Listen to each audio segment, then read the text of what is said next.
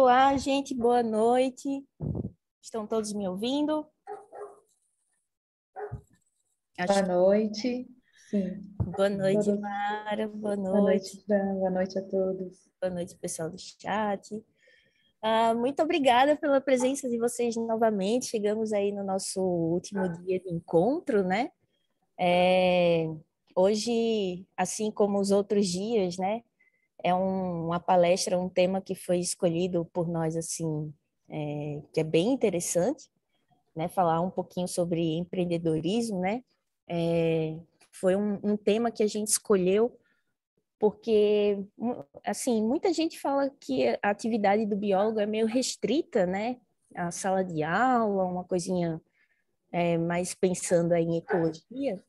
E aí a gente quis mostrar essa diversidade para vocês e hoje a gente está recebendo o Fausto, é um grande amigo nosso que é dono aí de um negócio, é biólogo e aplica aí os conhecimentos dele de comportamento animal no negócio próprio, né? Então, ele vai compartilhar um pouquinho da experiência dele com vocês, conosco, né? Espero que vocês aproveitem bem.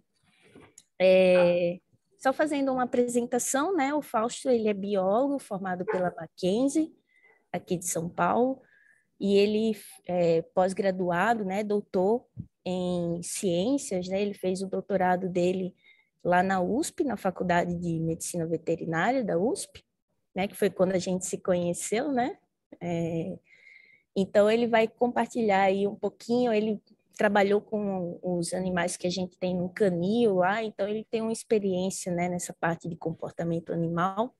Então, ele vai compartilhar aí esses conhecimentos um pouquinho hoje com a gente. Tá bom? Fausto, muito obrigada por ter aceitado aí o nosso convite, né? Em plena sexta-feira, né? Normalmente o pessoal faz o sextou, né? A Uhum. gente está aqui reunido com o pessoal. Eu espero que todo mundo aproveite muito bem, tá bom? Boa palestra para você. Deixa eu só colocar minha palestra aqui.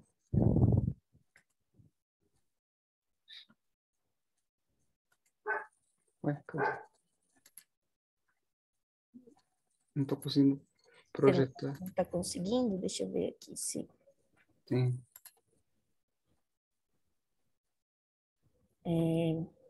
Tenta agora, por favor, Fausto. Eu coloquei você como Ah, tá. anfitriã. Boa.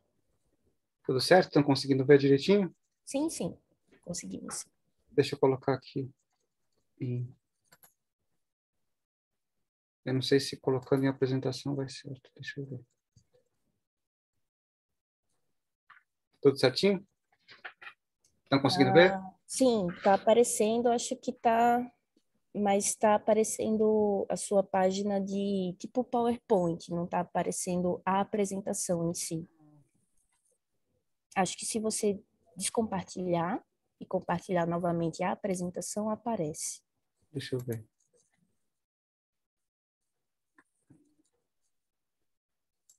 Acho que é só clicar ali na apresentação ali embaixo. Aqui na apresentação, assim? Assim? O F5, talvez? F5? Isso. Que aí entra a apresentação. Foi? Não. Ainda não. Eu acho que ele vai precisar descompartilhar a tela aqui do Zoom. Tenta descompartilhar e compartilha novamente. Aí abre a apresentação e depois que você abrir a apresentação, aí você compartilha. Deixa eu ver se eu consigo cancelar.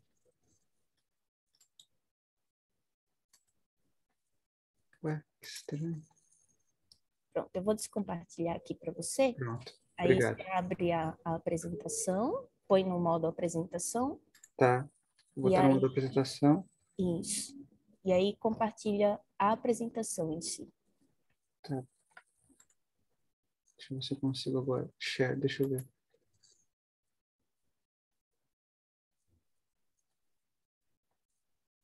Pronto, aí tenta o F5 agora.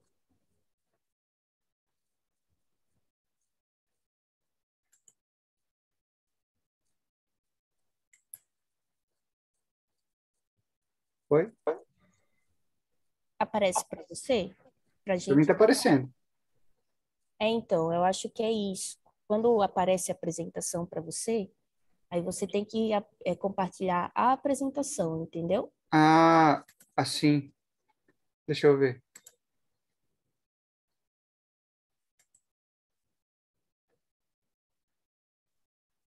Mas será que tem que ser no...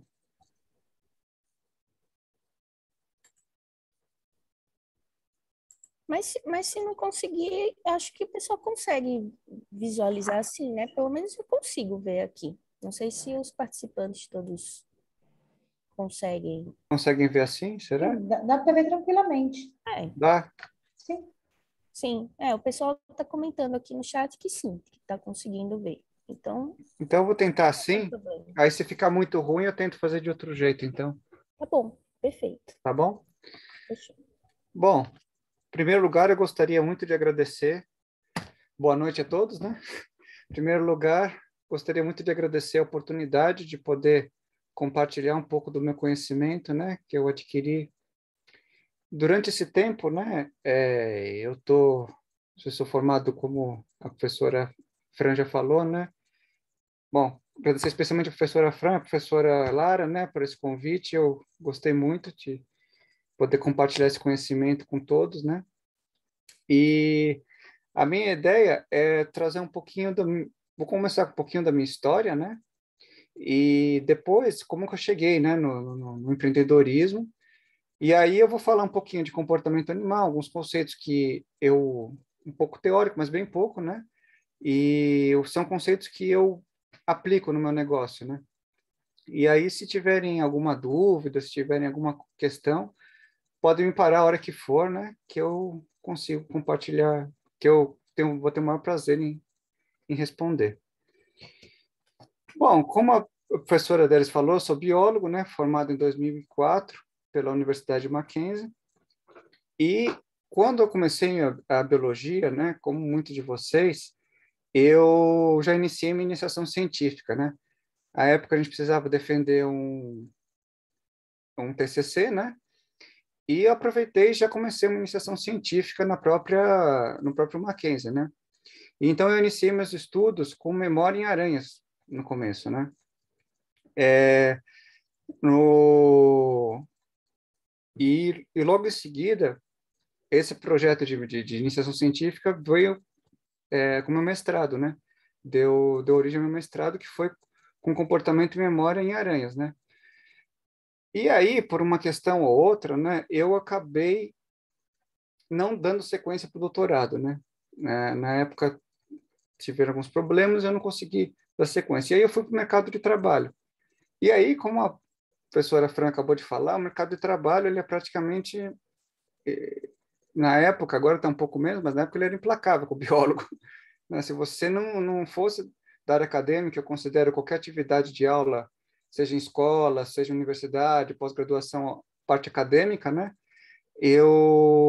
Se você não fosse para essa área, realmente o biólogo tinha um campo muito restrito, né? A gente concorria normalmente com outras áreas, como engenharia ambiental, biomedicina, né? E não que elas não fossem, não que elas não sejam importantes, mas acabavam priorizando um ou outro e o biólogo acabava sempre ficando meio para escanteio, né? Eu até fiz um curso em gestão ambiental, cheguei a ser monitor no Parque Estadual da Cantareira, uma experiência muito interessante, né? Por um ano e meio. Mas mesmo assim o mercado estava muito difícil. E aí, nessas indas e vindas de mercado, eu acabei conseguindo começar a trabalhar numa creche hotel para cães, né? Eu sempre gostei muito de cães, né? Mas eu não tinha nenhuma experiência prática, né? Nenhuma experiência profissional com cães, né? Sempre tive, mas eu nunca tive uma experiência. E ali eu pude aprender um pouquinho sobre como é trabalhar com cães, né? Trabalhar num ambiente de creche. E aí, à época, eu vou dar mais detalhes quando for falar da minha empresa, mas à época eu saí um pouquinho, eu consegui verificar que tinha mais potencial para a gente abrir. Tinha um mercado que estava muito em alta, ainda está, né?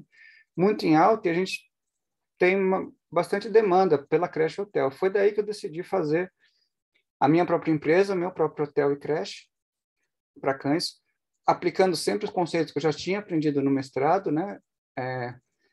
Alguns conceitos mais básicos e gerais de comportamento animal, e foi a partir da minha empresa que eu decidi fazer meu doutorado e me especializar mais em comportamento, especialmente comportamento de matilha, né?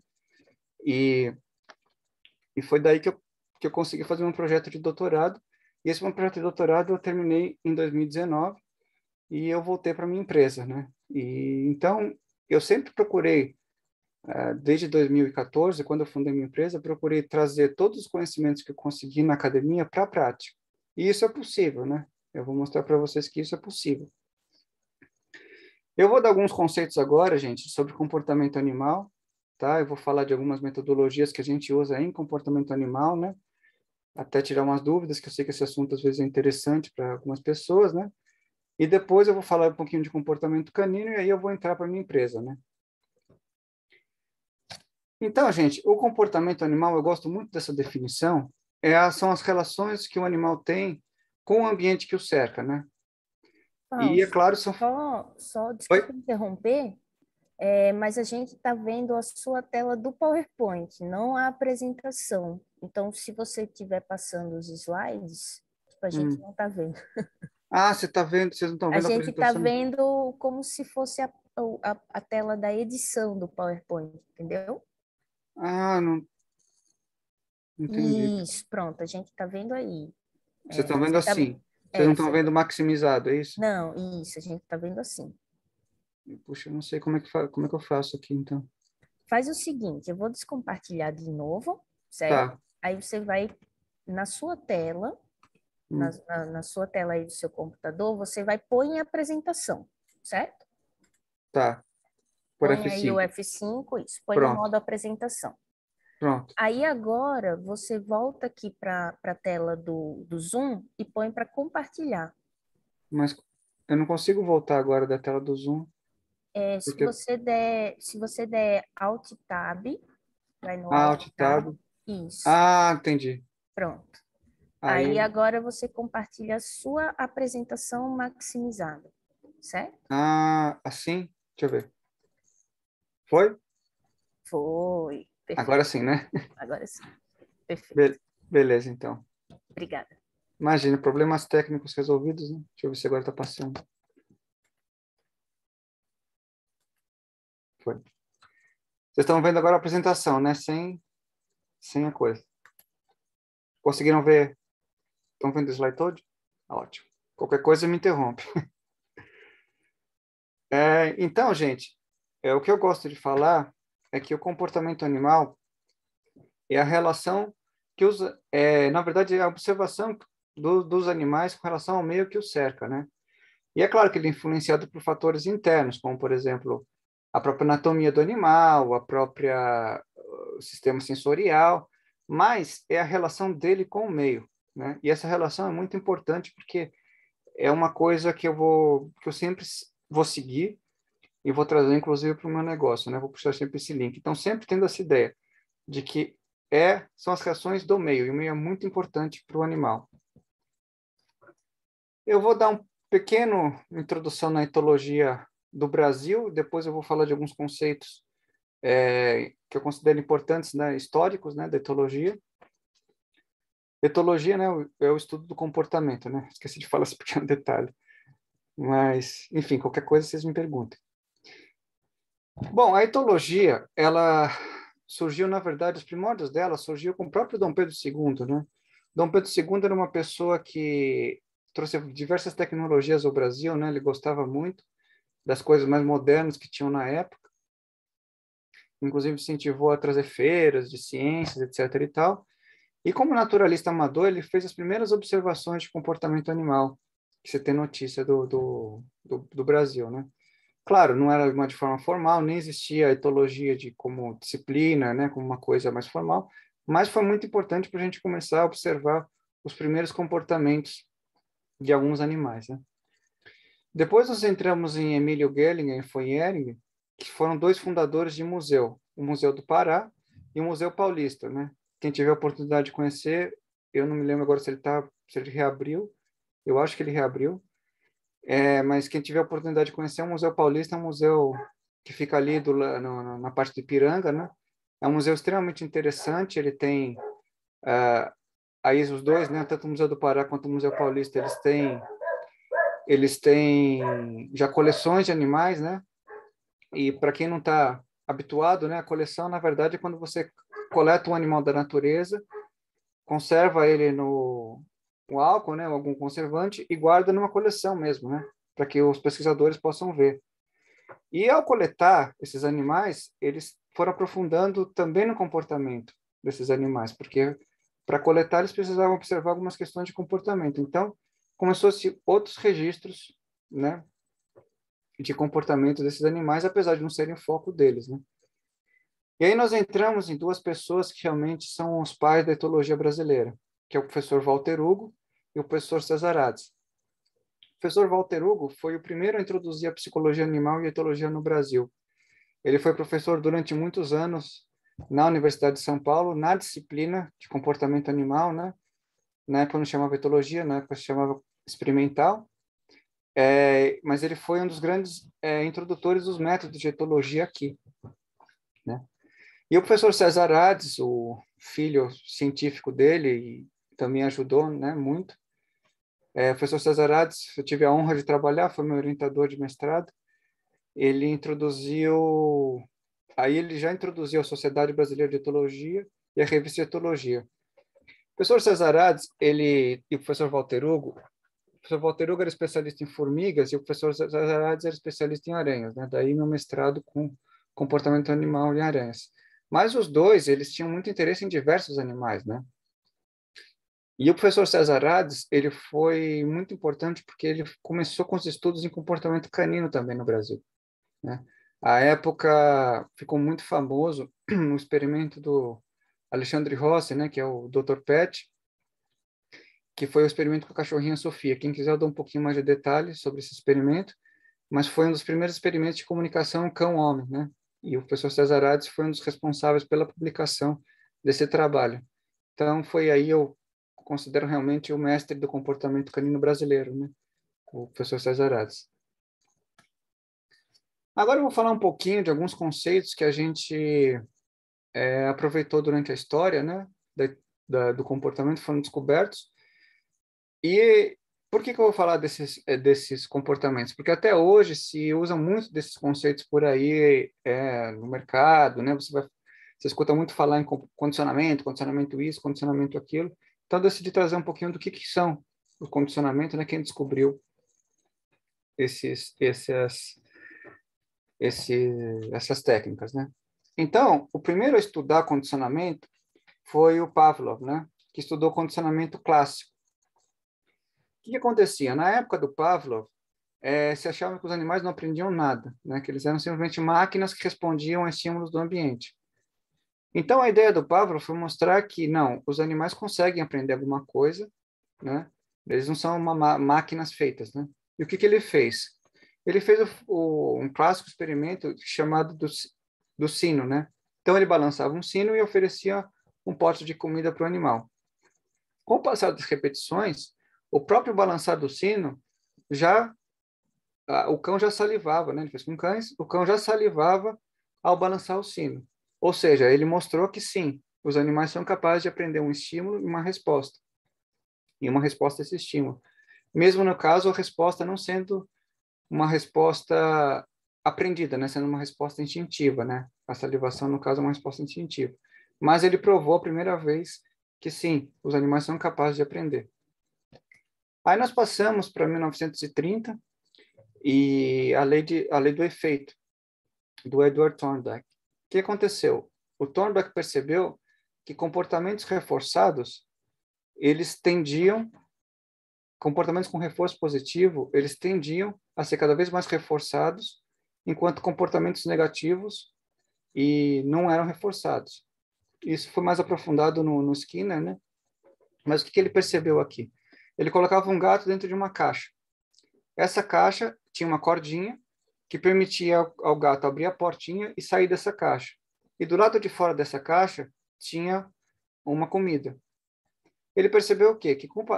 Que no início o gato ele ficava completamente nervoso, né? E por um acaso ele abria a cordinha e conseguia abrir a porta. Mas com o passar do tempo, o gato já aprendia que ele tinha que abrir a cordinha para levantar e ter o estímulo positivo. Ou seja, as experiências positivas, elas eram sobrepostas sobre as experiências negativas, sobre os erros. Então, o acerto ficou melhor. Por isso a lei do efeito. Um efeito positivo gerava maiores acertos. E isso foi um pouco aprofundado na década de 60, final de 50, década de 1960, com os experimentos famosos de Skinner. Eu acho que muita gente já escutou falar dele. O que o Skinner fez? Fez a famosa caixa de Skinner, né? Que era uma caixa, basicamente, onde ele colocava os ratinhos. Nessa caixa, ele dava um estímulo visual e um estímulo sonoro. E o ratinho tinha que apertar uma barrinha para conseguir a comida. O que ele percebeu? Que com o passar do tempo, bastava qualquer um dos dois estímulos para o ratinho já ir direto na barrinha e apertar a barrinha para receber alimento. Mas, se no lugar do alimento o ratinho recebesse um choque, o ratinho não ia apertar a barra com o passar do tempo. Então ele percebeu que o quê? Que um estímulo positivo tende a ser reforçado, mas o estímulo negativo não. Né? Se é um estímulo negativo, não. O comportamento chega a ser extinto ou até mesmo eliminado, né? Então o ratinho não gosta os animais não gostam de nada que é aversivo, né? Isso aqui é usado um pouquinho, né? Algumas técnicas de adestramento, né? Quem conhece um pouquinho de adestramento sabe. E, perdão, quem quiser eu dou um pouquinho mais de detalhes sobre como isso é usado no adestramento. Mas isso aqui é tudo feito baseado na coisa do Skinner. Mas o que você percebeu? Que, na verdade, lembra que eu falei que, lá na definição de comportamento que o meio que o animal tá inserido ele é muito importante? Pois é. Esses experimentos eles não levavam em conta o meio ambiente do animal, porque eles faziam todos os experimentos em laboratório. E quando se ia observar o comportamento dos animais na natureza, pouco podia ser inferido com relação a isso, né? Com relação a esses conceitos. Foi daí que começou a se avaliar mais a etologia ecológica, que é o quê? Que nada mais é do que você olhar de novo o meio ambiente que o animal está e olhar o quanto que esse ambiente vai influenciar no comportamento. Ou seja, o aprendizado não é somente um estímulo-resposta, não. O ambiente vai influenciar nesse comportamento e ele vai moldar esse estímulo-resposta do animal baseado nesse meio ambiente. Então, essa foi uma grande crítica que foi feita aos experimentos anteriores, que todos eram usados em laboratório. E essa etologia ecológica já leva em conta não só o estímulo e resposta, mas todo o meio ecológico que é envolvido nele. Um exemplo que eu gosto de dar é o comportamento senta, né? O comportamento senta, quando a gente ensina um cão no meio de adestramento, a gente dá um estímulo sonoro, senta para o cão, e visual também, e um petisco. Com o passar do tempo, o cão vai aprender que quando você fala senta ou dá o sinal, ele já vai sentar para receber o petisco.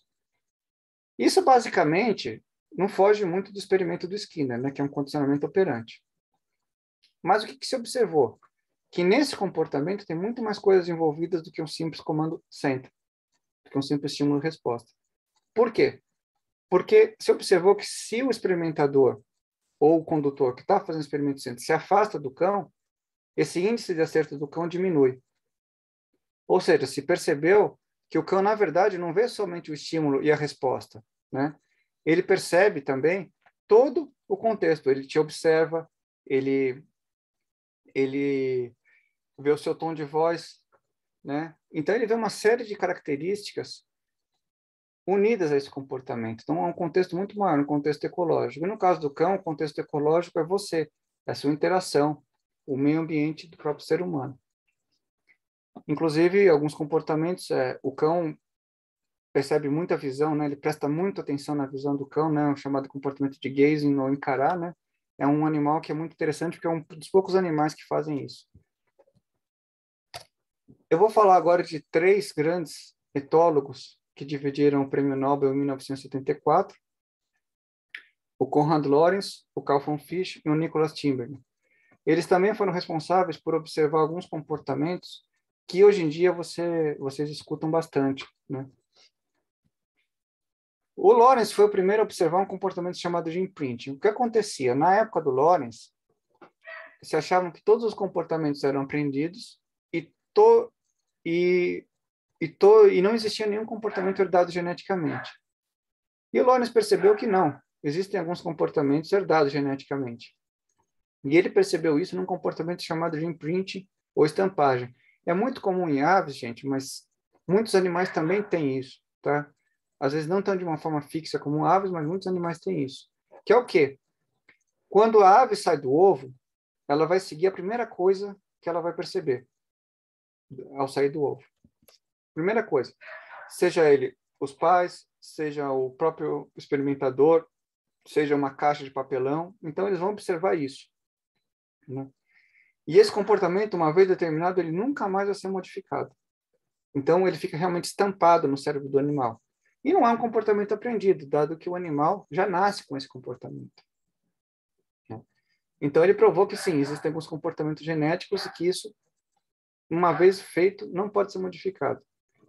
E existe um outro comportamento chamado de imprinting sexual, que é o comportamento pelo qual o animal ele aprende a identificar seu parceiro, né?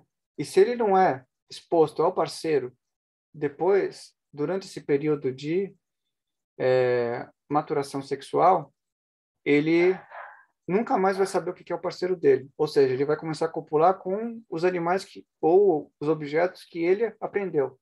Isso também não pode ser modificado nem por nenhum tipo de treinamento. Aí nós entramos no talvez o menos conhecido deles, né, que é o Carl von Fisch. O que ele percebeu? Um movimento chamado dança das abelhas. Quem conhece um pouquinho, já ouviu falar, né, em insetos sociais, sabem que as abelhas elas têm uma hierarquia muito clara na colmeia, né? Então você tem as operárias, a rainha, as que cuidam da rainha, e entre outras funções, as operárias elas têm que buscar a fonte de alimento. E o que ele percebeu? Que a partir do momento que uma operária encontra uma fonte de alimento, ela volta para a colmeia e comunica às outras operárias aonde está essa fonte de alimento, né? Então ele percebeu que se ela faz uma dança circular, por exemplo, significa que a comida está num raio de 75 metros, e se faz uma agitação violenta do abdômen, assinala uma distância maior. E isso é muito importante, porque foi a primeira vez que se viu comunicação entre insetos, né? Poxa, se na época não se falava que nem os mamíferos tinham aprendizado, ainda mais você olhar insetos, né? Então, essas abelhas, ele conseguiu observar muito bem essa comunicação de insetos. Aí nós entramos em talvez de um dos mais famosos aí dos três, né, que é o Nicholas Timberger. O Nicholas Timberger, ele percebeu dois comportamentos. Um que ele chamou de padrão fixo de ação. O que é esse padrão fixo de ação? É uma resposta instintiva também não aprendida, né, que o animal dá a partir do momento que há um estímulo inicial. Então, o que ele percebeu? Que quando ele tirava o ovo do ninho das gaivotas, a gaivota fazia um movimento estereotipado com o bico para colocar o ovo de volta no ninho deles. Mas ela percebeu que se tirasse uma pedrinha, por exemplo, ela fazia o mesmo movimento, igualzinho, né, com o bico para colocar essa pedrinha de volta. Então ele percebeu que, independente do que ele tirasse do ninho, a gaivota ia fazer esse movimento. Então, isso ele chamou o padrão fixo de ação. A partir do momento que tem um estímulo, o comportamento é desenvolvido de maneira fixa. Um grande exemplo que eu gosto de dar é o bocejo, né? Que o pessoal fala que o bocejo é contagiante, né?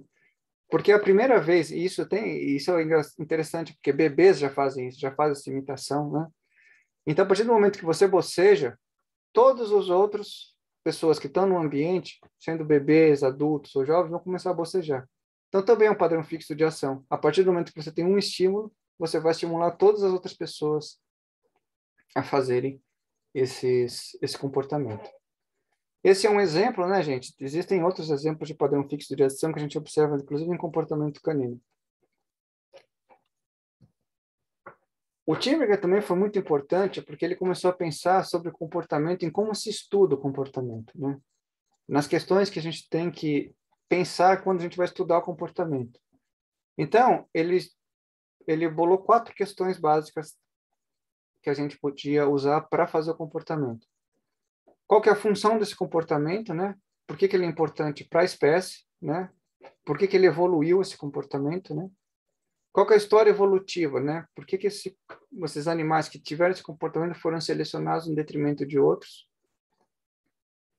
Qual a causação, né? Quais são as causas desse comportamento? Que causa esse comportamento? Quais são os mecanismos internos agora do próprio animal, né? Que desenvolve esse comportamento, né? Quais são os mecanismos?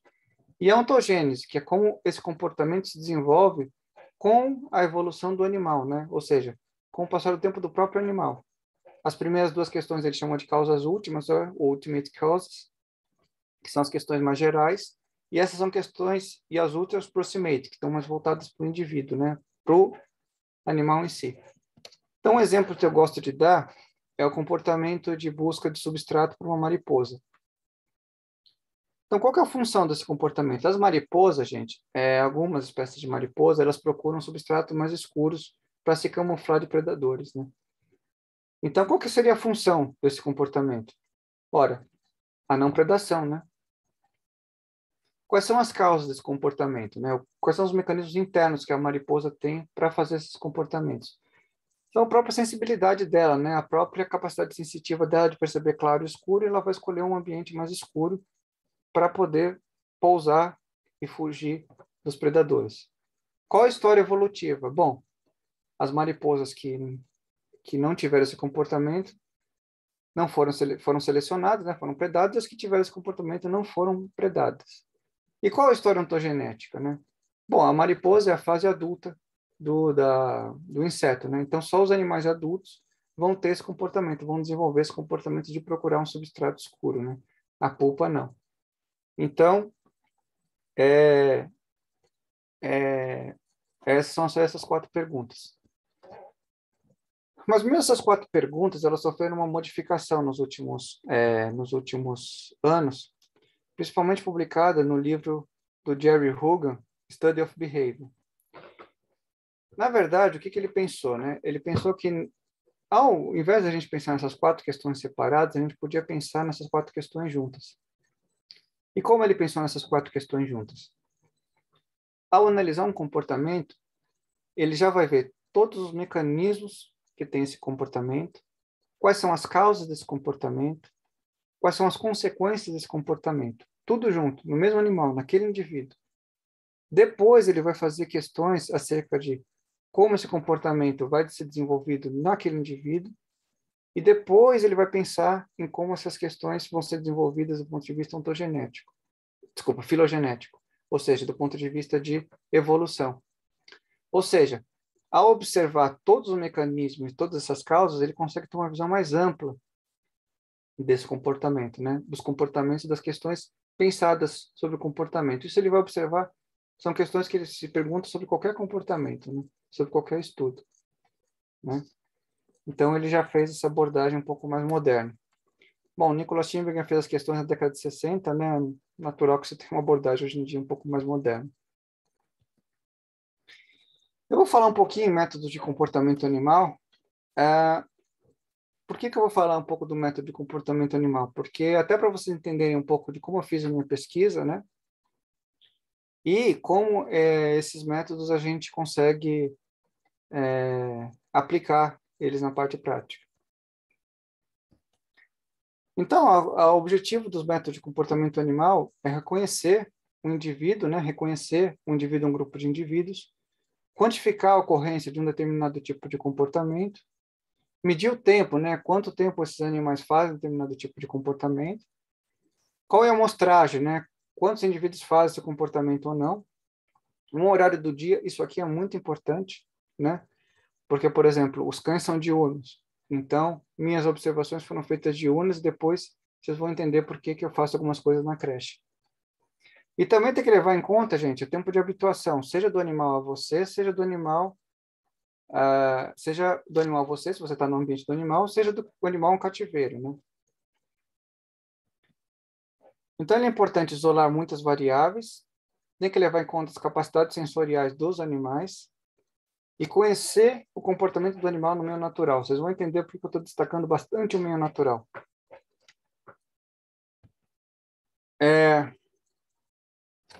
E para isso a gente tem que reconhecer o indivíduo, né? E para reconhecer os indivíduos, a gente pode usar tanto marcas naturais, como cicatrizes, detalhes na coloração, pequenas variações, né?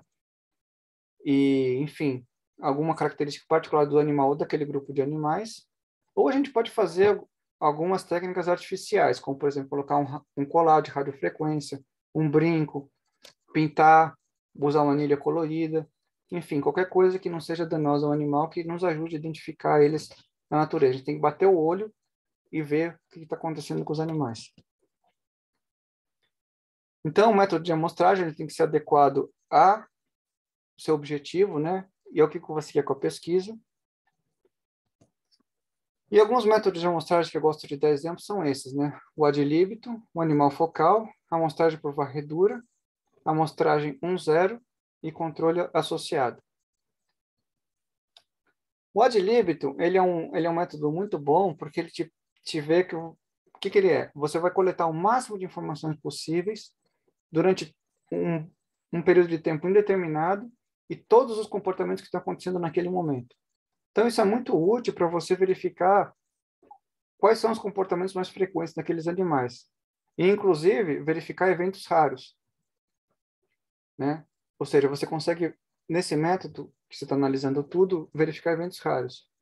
Mais uma crítica é um viés de amostragem, né? Ele pode fazer com que comportamentos que aparentemente não são tão frequentes fiquem frequentes, né? Então, essa é uma crítica ao método ad libitum. Animal focal, talvez, ou grupo focal, talvez seja um dos métodos mais utilizados, que consiste em observar um animal ou um grupo de animais por um certo período de tempo. Você pode fazer um registro contínuo ou não, né? Você pode usar um registro desse animal em períodos de tempo ou não, registrar durante 1 hora, 2 horas e depois parar. É bastante usado em campo, porque em campo você não pode ficar olhando todos os animais tudo ao mesmo tempo, né? Mas limita a visão em conjunto, né? Porque a partir do momento que você está focando num animal ou num grupo de animais, você não está vendo o que está acontecendo com os outros, né? Então, essa é uma crítica que se faz com o animal focal. A amostragem por varredura é um método que se usa muito também em cativeiro, né? E que basicamente você tem que observar algumas categorias específicas de comportamento, né? Alguns comportamentos específicos de animais durante um período de tempo. E você pode fazer essas sessões de 20 em 20 minutos, de 30 em 30 minutos, de 1 em 1 hora, ou seja, vou fazer 20 minutos de observação agora, esses 20 minutos vou observar todos os comportamentos daqueles animais.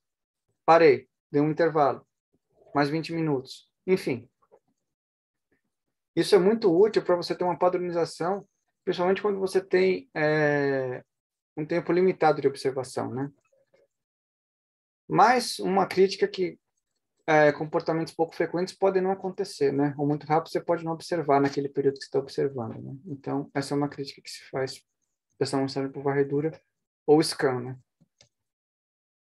A amostragem 1-0, ela, na verdade, tem como objetivo verificar um comportamento específico do animal. Então, você escolhe um comportamento e determina.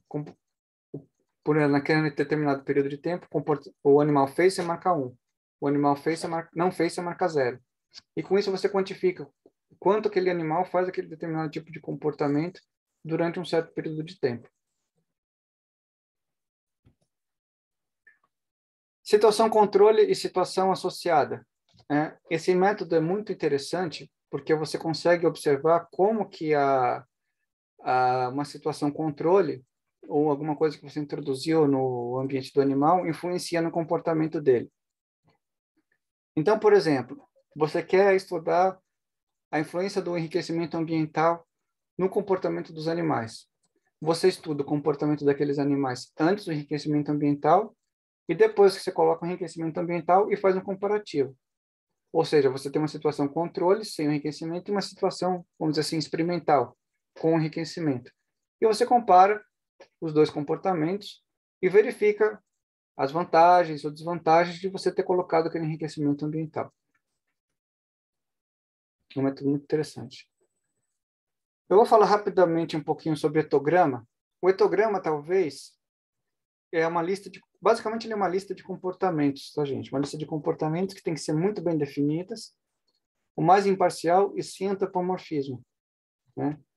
Então, você tem que evitar determinados comportamentos como, ele está sonhando, ele está com ciúme, ele está de que jeito, você não sabe daquilo exatamente se é aquela situação. Então, eu sempre falo que o mais simples, melhor. O mais simples e claro, melhor. E ele, gente, é basicamente a linha mestra pelo qual a gente estuda comportamento animal, né? Porque toda vez que a gente vai fazer as observações dos animais, a gente tem que ter ele em mente do que para poder saber que comportamento cada animal está fazendo. E até porque se você for apresentar esses dados, né, para alguém, você tem que determinar para eles, para essas pessoas, o que que você chamou do quê. Então esse aqui é um exemplo de etograma que eu usei na minha tese, né? Então repara que eu coloquei o andar, o deitar, o alimentar em situações bem específicas e defini bem claramente o que eu queria dizer com cada uma dessas coisas, né? Isso aqui é praticamente a linha mestra, né? A gente começa fazendo um estudo de comportamento por ele, né? Eu vou falar rapidamente sobre comportamento canino, tá? Eu não vou entrar em detalhes sobre cada comportamento canino aqui, porque a gente daria mais uma aula sobre comportamento canino, né? Não é esse o objetivo. Mas, basicamente, o que eu quero falar é que o comportamento canino, todo comportamento canino que a gente observar, a gente tem que observar 4 fatores principais. A fonte, da onde vêm esses cães, né? Se eles vêm de abrigos, se eles vêm de criadores, enfim, que tudo isso vai influenciar no comportamento deles. Então, a gente tem que saber aonde vêm os cães. A ninhada, que raça que ela é? É pequeno? É médio? É grande? Porque a gente tem que ver como que ocorre o desenvolvimento desses animais. Um cão pequeno, médio, grande tem desenvolvimentos diferentes às vezes. Qual a idade? Se a gente vai observar filhotes, adultos, senis, também tem comportamentos diferentes. E qual o sexo? Machos e fêmeas têm comportamento diferente. Eu vou fazer uma observação no caso de comportamento social. Há uma diferença, mas essa diferença, baseado no etograma que eu fiz, essa diferença praticamente não ocorre. Essa frequência de comportamentos ocorre tanto em machos quanto em fêmeas, tá? Há algumas diferenças, mas no comportamento social não é esse o foco do estudo. E falando um pouquinho de comportamento social, 4 períodos podem ser identificados basicamente em comportamento social. O período neonatal, que vai do nascimento do animal até a 3ª semana de vida, né? Nesse período, o animal ainda está desenvolvendo suas primeiras capacidades cognitivas, ainda está aumentando os seus olhos, ainda está abrindo os olhinhos, ainda está abrindo os ouvidos, então ele tem muito pouca interação. O período de transição, que dura poucos dias. O período de socialização, que já é um período importante, que vai da 3ª semana à 12ª semana de vida, né? Não é fixo isso, tá, gente? É só uma linha mestra, né? Vai até a 12ª semana de vida do animal. Esse período ele tem que ser exposto a várias características de socialização, senão ele não vai aprender como se socializar nem com os outros cães e nem com as outras pessoas, ou, enfim, outros animais. E o período juvenil, que vai da 12ª semana até a maturidade sexual do animal, que é o período pelo qual ele vai fixar todas as características que ele aprendeu nesse período de socialização, né? O período de socialização ele se divide em 2. Socialização primária, que vai da 3ª à 5ª semana, e socialização secundária, que vai da 5ª à 12ª semana. A socialização primária é o período no qual o animal tem que ser exposto a aos outros irmãos. Ele tem que ficar junto com os outros irmãos para que ele aprenda a socializar com outros cães, tá? Há muitos lugares que retiram os animais, os cães, durante a socialização primária, e isso vai influenciar diretamente como ele vai se relacionar com os cães no futuro. Por isso é tão importante deixar até a 5ª semana de contato o máximo possível com os irmãos, etc. E a socialização secundária é o período pelo qual ele tem que ser exposto aos outros animais ou à própria família humana, né? Então, é nesse período que ele vai aprender a como se socializar com os outros animais e com os seres humanos, né? Aqui, o interessante desses períodos é que se há algum problema durante esse período de socialização, isso aqui vai influenciar diretamente o comportamento deles no futuro e dificilmente você vai conseguir fazer algum processo de reversão desse comportamento.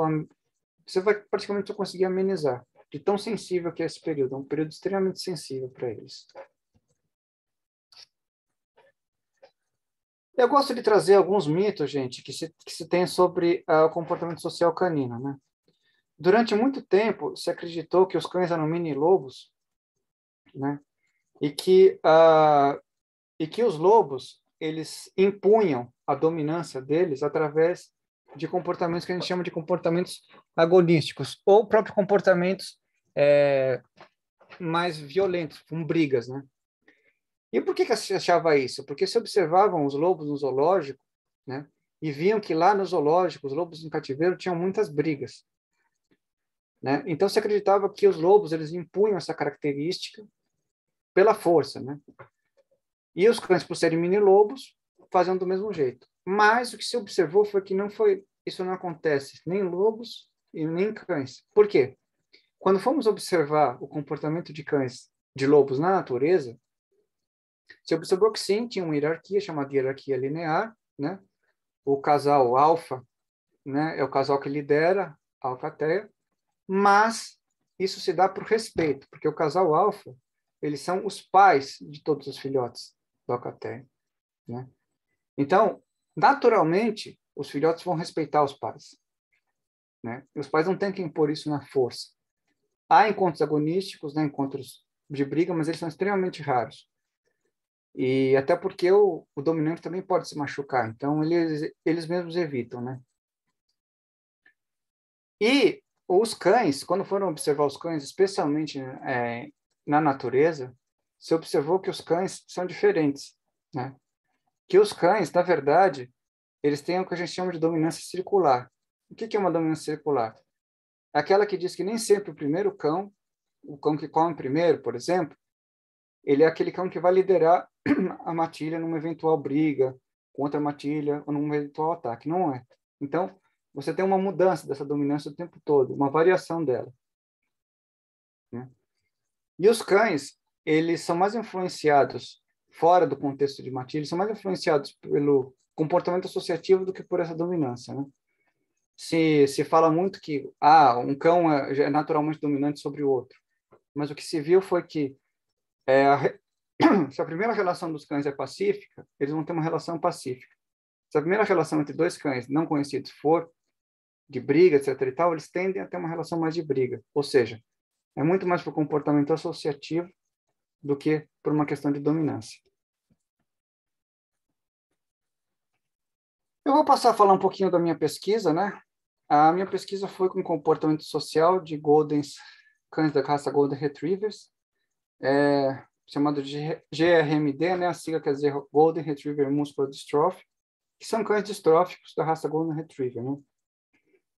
Essa aí, a professora Lara e a professora Teres conhecem esse canil, né? Quando ele estava desse jeito, né? Agora está um pouquinho diferente. Esses aí são cães afetados, você vê que são bastante afetados, né? Eles têm umas características bem proeminentes. E são cães, gente, que são usados de modelo experimental para diversas doenças, né? Entre eles a distrofia muscular do Duchenne. Eu vou tentar passar um videozinho aqui que vai resumir um pouquinho a distrofia muscular de Duchenne para vocês, que é uma doença que pode levar a óbito.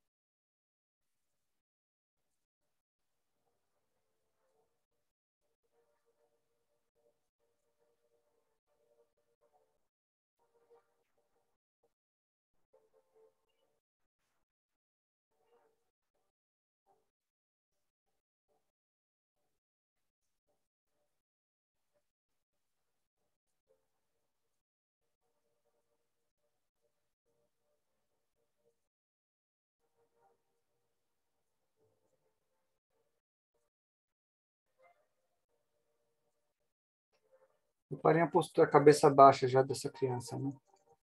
que é uma coisa bem clássica da doença.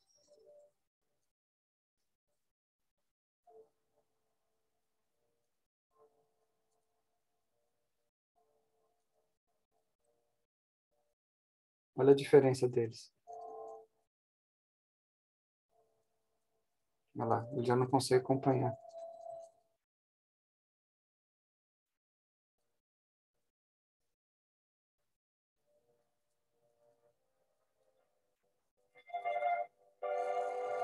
Aí o garoto já tem dificuldade de se levantar, não consegue fazer nenhum movimento básico.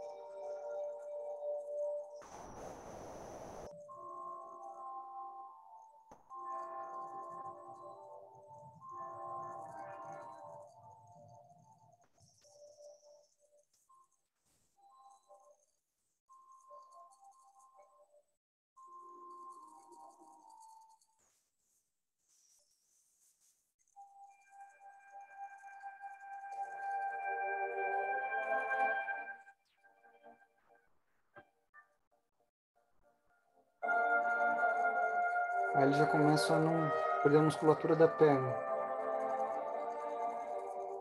É uma doença que afeta todos os músculos, né? Já começa a não andar mais.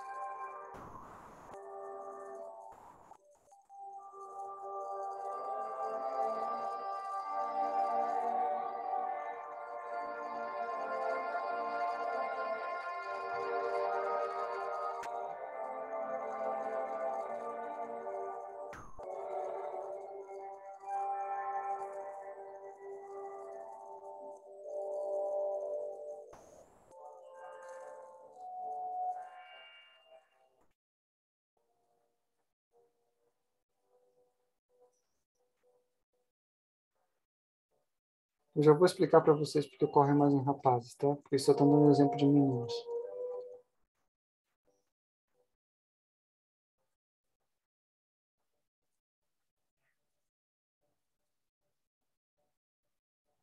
Olha como está bem atrofiado já.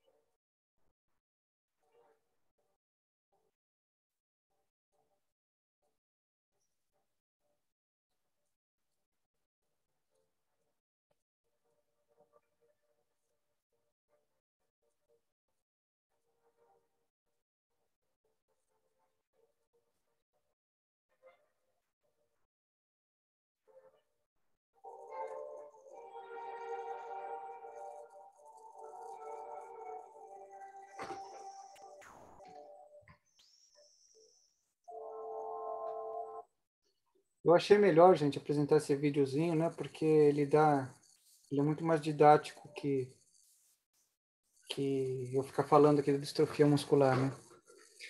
Mas a distrofia muscular, tanto em cães quanto em seres humanos, isso é muito curioso, porque os cães eles apresentam mais ou menos da mesma forma que os seres humanos, né? Praticamente igual. Ele é ligado ao cromossomo X, né? Essa doença. Então, como ela é ligada ao cromossomo X, ela é muito mais comum em meninos ou machos, né? Cães, do que em meninas, né? Ou fêmeas. E tanto no cão quanto no ser humano, ele é ligado ao braço curto do cromossomo X. É igualzinho, gente, é igualzinho. Inclusive, a evolução da doença, ela é a mesma proporcionalmente no cão. Então, por isso que e como ela é mais comum em Golden Retriever, por isso que se usa muito esse cão para estudo dessa doença.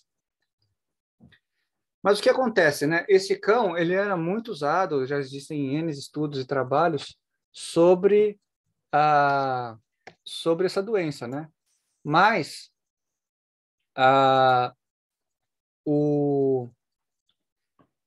mas nunca se tinha estudado, nunca foi o foco estudar comportamento desses cães, né? E aí a minha ideia foi estudar um pouquinho de comportamento social desses cães, né? Já que eram cães que viviam em canil, eu procurei focar mais em comportamento social. Então,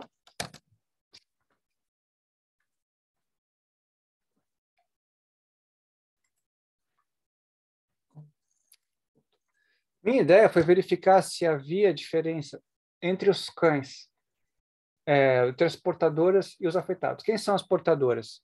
As portadoras são as fêmeas que têm o gene da distrofia, mas elas não manifestam a doença, ou seja, são cadelas normais. E verificar se, a partir do momento que tem esse desenvolvimento, né, se há essa diferença, em que momento da vida ocorre, se ela coincide realmente com o aparecimento da doença ou se ela ocorre antes. Então, eu verifiquei, sim, que há uma diferença típica de comportamento social entre os cães afetados e os cães normais, né? E ela ocorre logo nos primeiros sintomas da doença, né? Ela coincide com o surgimento dos primeiros sintomas da doença, que pelos cães começam a aparecer final do segundo mês, começo do terceiro mês, eles já começam a aparecer os primeiros sintomas da doença, e ali já começam a ter a diferença social entre eles, eles já não conseguem interagir da mesma maneira. Mas um dado curioso que eu achei foi que a própria mãe já faz essa distinção dos filhotes. Ela já sabe, mesmo antes de surgir as doenças, ela já sabe quem são os afetados e quem não são. E esse vídeo aqui mostra bem, porque os afetados, ó, eles estão bem fora, enquanto os normais estão mamando. E a mãe, coitada, ela tem que cuidar de 8 filhotes, né? Então ela dá prioridade para os saudáveis. Aqui são os cães normais brincando, né? Vê que eles têm, realmente, logo de cara, já tem, né, uma brincadeira entre eles. Aqui, ainda no primeiro mês, né, naquela fase de socialização primária. Aqui já é no 6º mês. Olha a diferença de comportamento entre eles. Esses aqui são os afetados, esses aqui são os normais. Olha a diferença de comportamento entre eles. Olha como lembra bastante o menininho do vídeo, né? Olha como é que eles são já. Tá vendo? Eles não conseguem dobrar, né? E, como eu falei, né? Como esse comportamento, essa diferença, essa doença já se manifesta nos primeiros, no período de socialização, no período que ele tem que estar exposto à socialização, isso aí vai ter resultado futuro para esses animais, eles de maneiras bem significantes, né? Olha como a diferença deles. Tá vendo como esses aqui são os normais, olha como eles brincam bastante. Então isso aqui vai ter diferença bem no comportamento deles no futuro. E por isso que a gente verifica também essa diferença nos adultos. Quem quiser depois eu dou um pouco mais de detalhe da minha pesquisa, mas aqui não era o foco, né? Bom, gente, agora eu vou chegar e falar finalmente da minha empresa, né? Eu falei um montão aqui sobre comportamento, né? Mas por quê? Porque a gente aplica esses comportamentos, toda essa carga teórica, a gente aplica na nossa empresa. Então, a nossa empresa Ossos do Ofício, ela fica na Vila Mariana, né? E somos em 2, né? Temos um monitor também. Sou eu, né? Formado no mercado pet há 7 anos. E meu irmão, Ricardo, que também trabalha, apesar de não ser da área, ele também tem bastante experiência de 7 anos com esses animais, né, com os cães. E aí a gente consegue, portanto, criar uma estrutura que seja bem aconchegante para os nossos clientes, né? E, bom, foi fundado em 2014. Como eu disse lá atrás para vocês, nessa época eu trabalhava com comportamento canino numa creche. E eu verificava algumas coisas que eu não entendia, né? Algumas coisas que a gente não podia fazer na creche eu não entendia. Por exemplo, eu não entendia por que a gente não podia dormir com os cães. Sendo os cães os animais sociáveis, eles têm que dormir juntos, e é natural que eles durmam com o dono, ou perto do dono, enfim, a maior parte dos cachorros dormem dentro de casa. Eu não entendia por quê.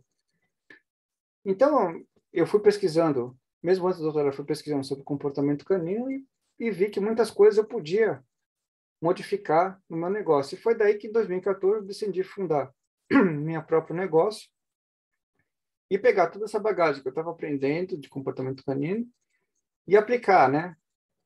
Então, o que a gente faz? A gente pegou todos os conceitos que eu tive no doutorado e no mestrado, comportamentos principalmente sobre os cães em matilha, né? Em grupo, e aplicar. E a gente forma um espaço caseiro. Por que o espaço caseiro? A minha ideia é que os cães, eles sofram o mínimo possível de impacto, né? Ao ele estar num ambiente diferente do que é o comum dele. Então, a minha ideia é realmente que a casa seja o segundo espaço do cão, a segunda casa do cão, seja um espaço que ele possa acolher, seja um espaço acolhedor. E isso também é provado nas técnicas de socialização, porque quanto mais socializa entre si, melhor os comportamentos dele vão se desenvolver. Então, esse aqui é o nosso espaço, né? A gente sempre segue o comportamento natural, então a gente tem muitas plantas, um corredor, um espaço bem grande onde os cães gastam energia, né? De novo, a gente coloca bastante coisa ambiental, né? Para que os cães possam apresentar seus comportamentos naturais. E o que a gente faz, basicamente, né, na creche? A gente faz brincadeiras supervisionadas. Quem são essas brincadeiras supervisionadas? A gente deixa a matilha interagir entre eles, porque é assim que os cães gostam de fazer no ambiente natural deles. Ou seja, a gente pegou toda essa bagagem de comportamento canino e estamos aplicando. Os cães gostam muito de viver entre eles, então a gente deixa a matilha interagir entre elas. Todas as brincadeiras, todas as coisas são feitas com a matilha, sempre com interação com a matilha. Porque eles sabem, né? Até onde podem ir, os limites, e a própria matilha ensina. É claro que a gente supervisiona as brincadeiras, há uma movimentação, também estimula uma movimentação para uns cães que querem gastar bastante energia, né? Há raças aí bastante que gostam de brincar muito, né? Então, a gente pega essas raças mais ativas e gasta bastante energia. Fazemos algumas atividades mentais, que também é bom para o desenvolvimento da capacidade cognitiva, da própria interação do cão com a matilha. Musicoterapia é uma atividade que a gente faz também, porque também é provado academicamente que os cães reagem melhor a alguns estímulos, né? A alguns tipos de estímulos musicais e de sensibilização com algum tipo de trauma. É claro que se o trauma for muito profundo, a gente não consegue fazer essa desensibilização.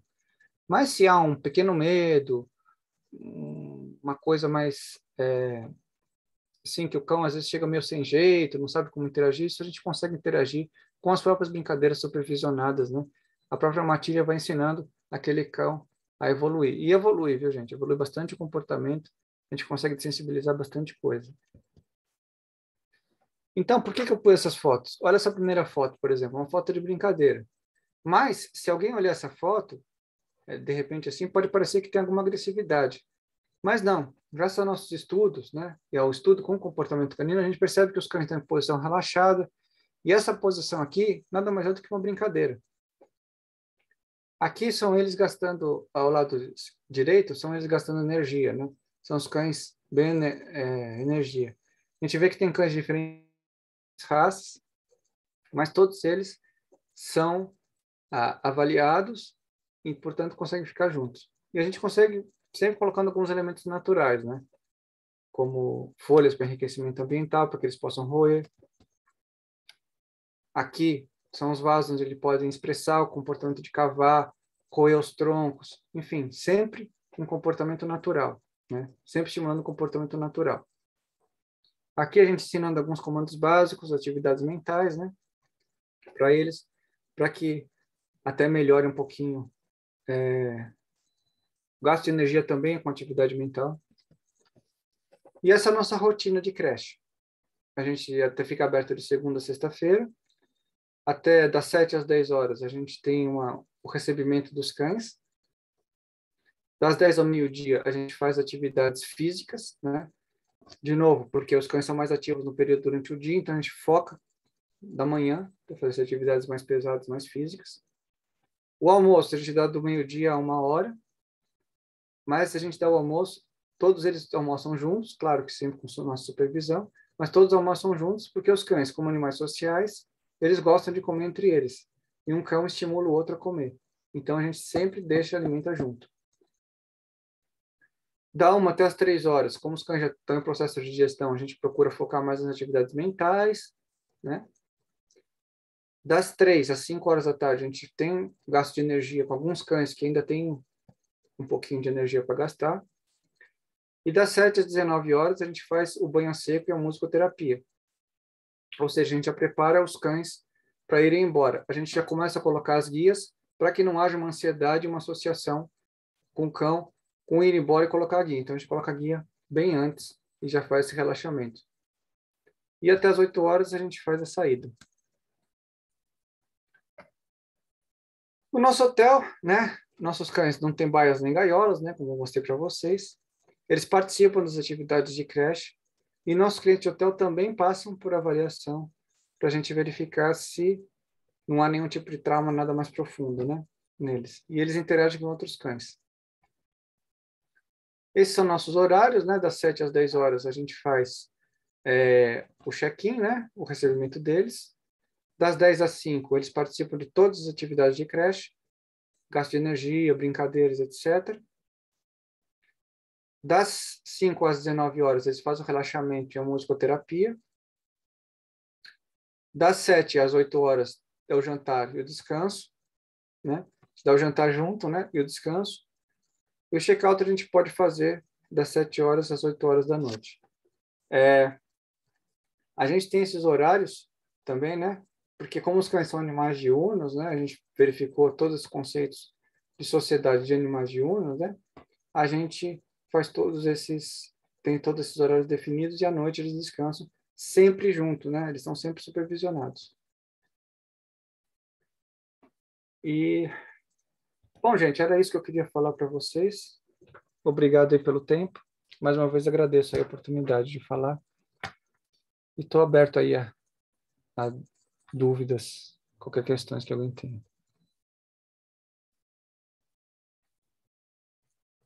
Oi, Fausto, muito obrigada.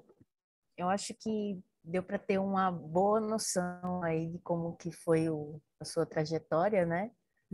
Dentro do comportamento animal. Antes que, eu não sei se o pessoal tem dúvidas, enfim, mas a gente vai fazendo uma pequena interação, né? Eu queria que você comentasse, se possível, né? Como que foi esse início, né, de trabalho com comportamento animal? Né? Não é uma área comum essa que você escolheu, né? Assim, normalmente quando a gente fala em biólogos que trabalham com comportamento animal, a gente vê muito o pessoal que trabalha em zoológico, né, vendo o comportamento dos animais em cativeiro, alguma coisa assim nesse sentido, né? E aí você escolheu trabalhar com a área de comportamento que até entra um pouco na área veterinária, né?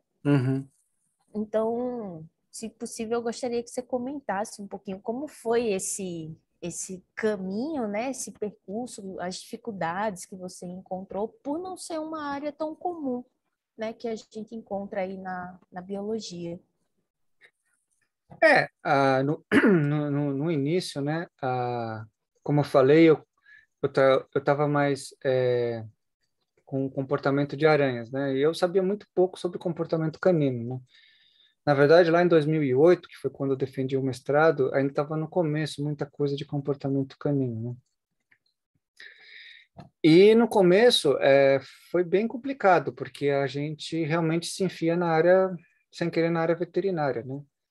E aí, uma das grandes dificuldades é mostrar para as pessoas que a gente pode fazer, que na verdade qualquer pessoa com formação em área biológica, ele pode, desde que se especialize, ele pode trabalhar com comportamento, não há nenhum problema, não há nenhuma restrição com isso, né? Inclusive, o comportamento é uma área da psicologia, né? Não é nenhuma área da veterinária, nem uma área da biologia, é uma área da psicologia. E tanto que eu não esqueci de comentar, mas meu mestrado foi na psicologia, né?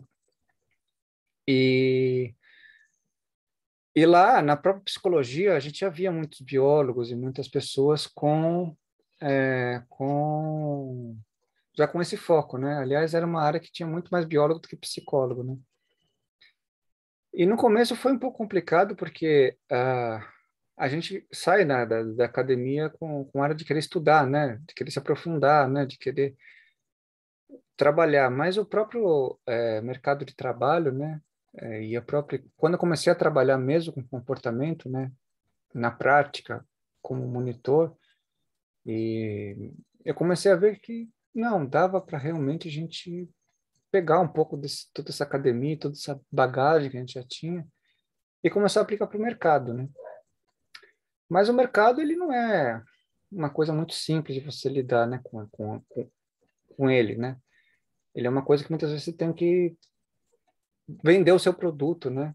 E isso aí que a gente não sabe, né? Que eu fui meio que apanhando, aprendi na própria lugar que eu trabalhava, né? Como vender, né? Como conversar com o cliente. Eu nunca tinha conversado com o cliente mesmo, propriamente dito, né? Até onde você pode ir com o cliente, até que a gente quer às vezes explicar muita coisa e o cliente não vai entender, né? Como a gente está explicando, né? Eu dava um grande exemplo, por exemplo, a creche que eu trabalhei, eles colocavam câmeras, né? Câmeras o tempo todo vigiando. A gente mais publica por fotos, né? E uma das grandes dificuldades que eles tinham é que os clientes ficavam como pais mesmo de filhos, né? Eles ficavam observando o cãozinho dele na escola o tempo todo. E aí, se o cão saísse da câmera, eles já ligavam lá para a creche e falavam: Olha, por que meu cão não está na câmera? Vocês nem tinham percebido que o cachorro tinha saído da câmera, ou estava num ponto cego. Enfim, e aí tinha que explicar: não, ele está de outro jeito, né? Tal, ele não está na câmera, mas ele está aqui. Aí mostrava o cãozinho na câmera: ele está aqui, ele está bem, né? E essa relação mais com o cliente, com a parte comercial, é que eu tive que aprender bastante, né? Que eu apanhei bastante para fazer. E foi meio aprendendo com o próprio lidar com os clientes lá na própria creche e depois os meus, né? Inicialmente eu não comecei, eu comecei no... Hoje em dia tem um negócio chamado Dog Hero, né? Na minha época tinha um negócio que comecei chamado Pet Hub, que é a mesma coisa, basicamente, que é oferecer hospedagem na casa, né? Eu comecei assim. E com o tempo eu fui ampliando e vendo que dava para fazer mais coisas, inclusive fazer creche, né? Mas eu consegui. E aí, os meus primeiros clientes foram vindos através desse Pet Hub. E aí eu fui me aprendendo na prática, né? Qual era a demanda dele, o que eles queriam, como que eu podia oferecer esse serviço de uma maneira bem eficaz para os clientes, né? E foi me aprendendo com a própria experiência, né? E as dificuldades que a gente tem as dificuldades normais de administrar um negócio, né? Tanto a parte de finança quanto a parte de comercial, que é uma parte que a gente conhece, a gente não tem formação na nossa faculdade disso, né? Então, é uma coisa meio que a gente vai aprendendo com a prática mesmo. E a própria interação com o cliente, né? Porque eu tenho muita sorte que meus clientes são muito bons, né? Eu tenho uns clientes muito agradáveis, muito compreensivos, mas tem suas coisas, né? E a gente vai aprendendo com o tempo como colocar até alguns limites, né? Explicar nossa limitação para o cliente de uma maneira, claro, muito didática, né? Muito. Mas essa relação comercial, mas normalmente os clientes, como meus clientes, eles são clientes que gostam muito de animais, né? Isso pode parecer uma coisa óbvia, mas não é. Porque há outros lugares em que o cliente gosta praticamente do cão dele, né? Isso acontece bastante, especialmente com há um perfil aí de clientela que tem cães de raça, etc e tal, não quer que o cão se suje, não quer que o cão... Tudo bem, você não vai entregar um cão sujo para o cliente, mas não quer, sabe, que o cão interaja, não quer que o cão faça nada, né? A gente fala, poxa, se o cão não pode brincar, por que você trouxe para a creche, né? A gente não pode falar assim, mas poxa, né? Claro que o cão vai brincar, é natural que ele brinque, para isso que ele está aqui. Então, foi mais essas dificuldades que eu tive com a parte comercial, mas eu consegui. Meu irmão me ajudou bastante, né? Meu irmão é uma pessoa da área comercial, e ele conversa bastante com os clientes, e ele já tem esse perfil mais comercial, né? Já trabalhou em bastante empresa comercial, então ele que meio que deu uma mão para mim nessa parte comercial. Mas isso. Legal, Faustinho. Muito obrigada. Chegou uma pergunta aqui, a Vanessa, você já comentou um pouquinho, né? Mas eu acho que a gente pode abranger uma área um pouco maior. Ela perguntou como que é o campo de trabalho na área de comportamento animal, né? Acho que de uma maneira mais generalizada, não focando especificamente no seu caso, mas você sabe assim como que está hoje em dia nessa área de comportamento? Olha, é uma área que precisa de muito bom profissional, né? Eu não sei se o Paulo está online, está me ouvindo, ele vai me entender. Precisa de profissional bom. Tô sim, tô aqui. Tá aí, né? Boa noite. Beleza, boa noite. Boa noite. Precisa de profissional bom, né? A gente tem um grande problema na área de comportamento, especialmente de comportamento canino, que há muitos cursos de adestramento, né? E pouca gente boa trabalhando com isso, pouca gente que tem realmente conhecimento em trabalhar com ele, né? Então, há bastante campo no comportamento, sim, né? Especialmente com animais domésticos. Animais silvestres também tem bastante campo. Se você for para a área de resgate de fauna, né? Trabalhar eventualmente com setas, está precisando de bastante gente, sim, que conheça de comportamento animal. E é uma área muito grande, né? Uma área muito grande. Só que você tem um problema aqui com relação ao, ao comportamento canino. Agora eu vou falar de comportamento canino específico, né? Você tem o que se chama de adestramento. Não é ruim o adestramento, mas qualquer um, por uma falta de critério, qualquer um acha que é adestrador atualmente. Então vai lá o sujeito, aprende 2, 3 técnicas e acha que pode aplicar isso para qualquer cão. E não, a gente vai ver que não. Aquilo é muito mais complicado. Exige um estudo muito mais profundo e uma especialização muito mais profunda, né, do que você simplesmente aplicar meia dúzia de técnicas. Inclusive, é ruim, muitas vezes, você aplicar meia dúzia de técnicas, porque você vai aplicar errado.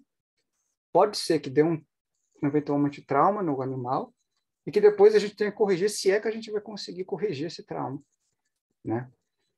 Então, a área de comportamento animal tem bastante campo, né?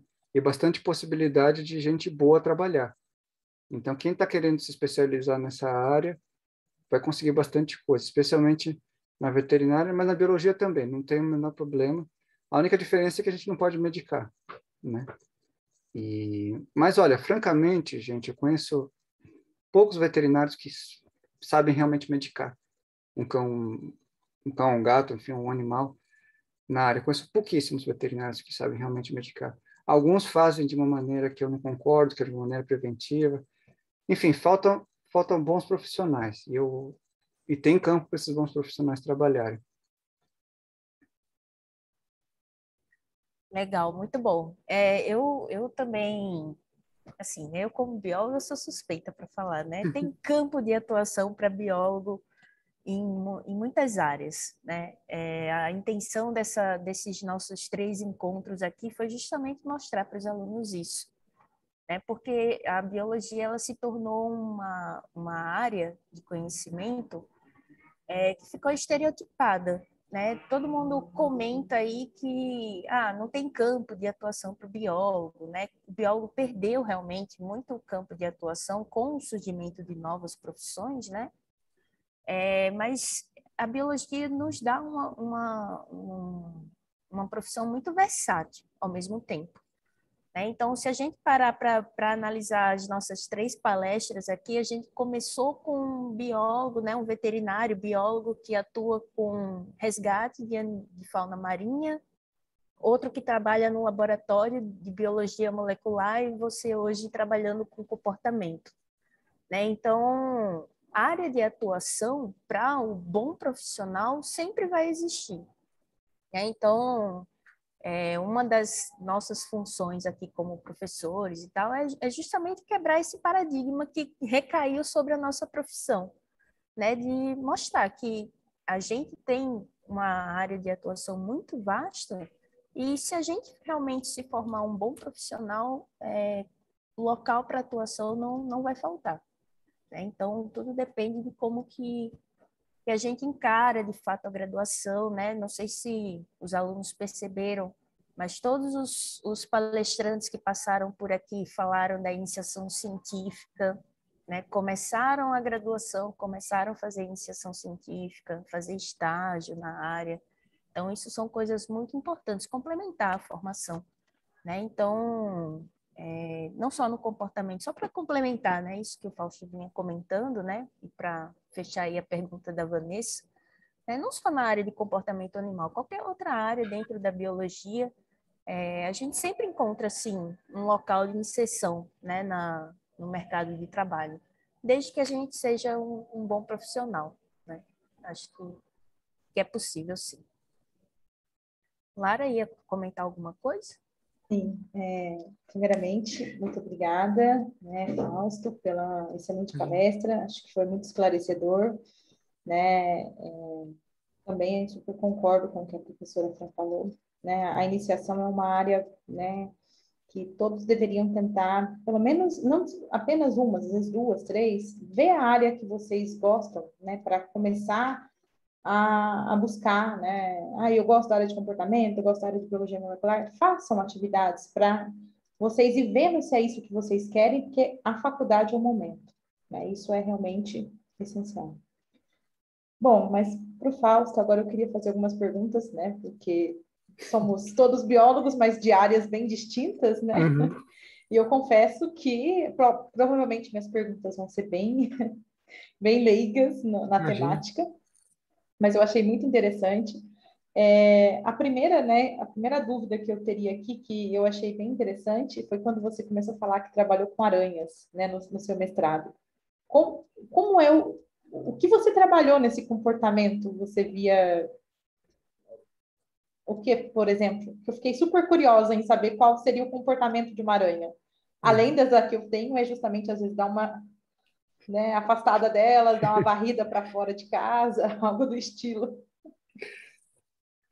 Então, eu trabalhei, na verdade, com memória em aranhas, né? E o que basicamente eu fazia? A gente tinha o professor César, ele tinha uma espécie que ele gostava de trabalhar, chamada argilpe, uma espécie bem comum, também chamada aranha X, porque ela fica parecendo um xizinho assim na teia. Ela fica, as perninhas ficam assim, assim, parece um X na teia, fica bem no centro da teia. E o que eu verificava, né? Essa aranha, por ser de teia, eu verificava que se eu colocasse um alimento, uma mosca, por exemplo, né, que era o alimento delas, a primeira mosca ela ia, capturava e levava para o centro da teia e comia. Se eu colocasse uma segunda mosca, enquanto ela estava comendo, ela parava, capturava e armazenava essa presa no canto onde ela tinha capturado, no lugar onde tinha capturado, e voltava para o centro para comer. Aí o que eu fazia? Um dos meus experimentos. Eu tirava essa presa armazenada dela e verificava se, ao tirar, depois que ela ingerisse a primeira presa, se ela procurava, se ela tinha alguma noção de que ela tinha guardado ali a presa. E ela procurava, ela fazia movimentos de tipo, cadê? Eu tinha deixado aqui, cadê? Cadê? Cadê? Né? E é interessante porque é um animal que a gente não pensa que tem uma capacidade cognitiva, né? E ela já tem uma memória, né, cognitiva. Tem vários estudos, né? Tem uns estudos também que falam de construção de teia, né? Até uns aí da área médica que falam da influência de algumas substâncias químicas na construção da teia das aranhas. Então, viram como que uma aranha construindo sob o efeito do LSD, sob o efeito da maconha, e ela construía de maneiras diferentes assim a teia. E foi esse assim um experimento, né? Verificar se existia memória, se elas tinham memória e como que era essa memória, né? Que foi o estudo básico do professor César. Não, nossa, muito interessante, né, ouvir isso e saber, né, por mais que a gente tenha contato, né, estudei aí com o Fausto aí durante o doutorado, mas olha, uma coisa super, né, inédita que eu nunca tinha ouvido falar e eu achei muito interessante, né, essa parte de comportamento em animais, né, como insetos, né, muito, muito interessante. Muito obrigada. Muito obrigada Imagina. pela... O pessoal que está assistindo quer perguntar mais alguma coisa? Aproveitem a oportunidade. Né? Se o pessoal não tiver dúvidas, a gente vai encaminhando aqui o final do nosso encontro. Acho que o Williams, né, os nossos monitores foram explicando para vocês ao longo das palestras, né, que a presença é contada pelo check-in, né? Quando vocês entram, aí aparece lá para gente que vocês fizeram um check-in, então a presença já fica contando para gente, certo? E aí, em breve, vocês receberão aí um e-mail com o certificado de participação e também com acesso para o canal do YouTube do grupo, né, com a gravação das aulas, caso alguém queira reassistir, ver alguma outra coisa, pegar algum detalhe que passou aí despercebido, né, vocês vão ter a oportunidade de assistir novamente por um tempinho, certo?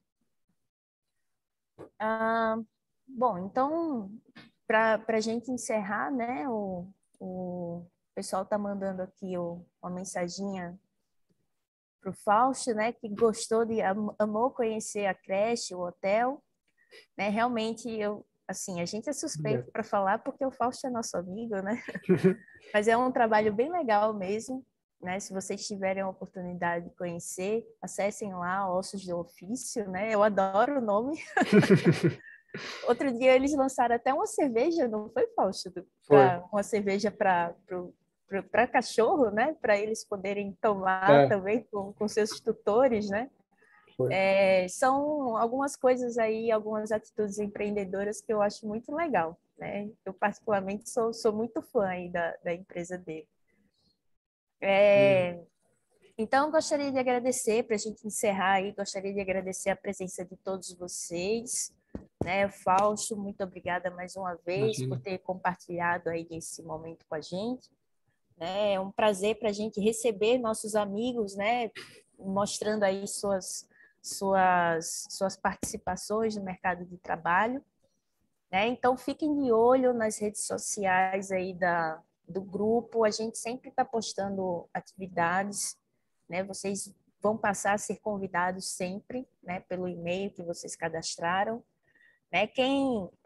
Alguns alunos que estão aqui foram convidados especiais, né? Pessoas que estavam em dúvida se gostavam realmente da biologia ou não. Espero que a gente tenha conseguido plantar a sementinha da biologia, né? Nessas pessoas. E fiquem de olho aí nos próximos eventos que a gente vai divulgando para vocês, tá bom? O Williams, nosso monitor, quer falar alguma coisa? Alguém quer comentar mais alguma coisa? Fiquem à vontade, a hora é agora. Não, seria só isso mesmo. Agradecer a todos os professores, todos os profissionais que estiveram conosco nessa semana acadêmica de biologia. E são convidados, né, para as próximas palestras e para os nossos próximos eventos, com certeza. Obrigado por toda a contribuição e obrigado a todos que estiveram conosco também. Tá bom? Obrigado, professora. Muito obrigada, gente. Até mais. Um bom fim de semana a todos. Bom descanso. A gente se vê por aí em outros eventos. Tchau, tchau, gente. Obrigado, viu? Tchau, tchau. Até mais. Fausto, se puder ficar um pouquinho mais, a gente agradece. Tá bom. Obrigada.